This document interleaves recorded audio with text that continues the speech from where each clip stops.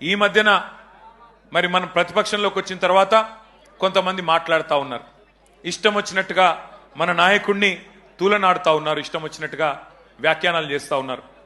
జాతి మీద, జాతి గౌరవం మీద ఎవరు పడితే వాళ్ళు మాట్లాడుతూ ఉన్నారు.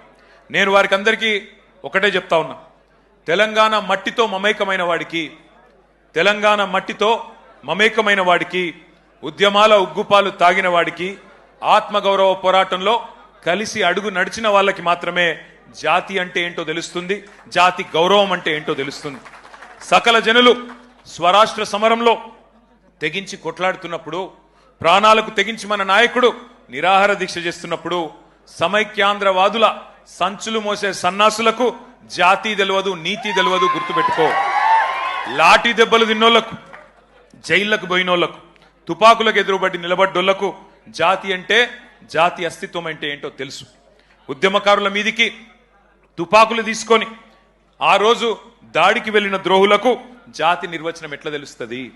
రక్తంలో పౌరుషం ఉంటే, డిఎన్ఏలో ఉద్యమం ఉంటే, ఆత్మాభిమానం అనేది ఎక్కడన్నా నీ శరీరంలో ఉంటే నీకు జాతి అంటే ఏందో, జాతి చరిత్ర అంటే ఏందో తెలుస్తుంది.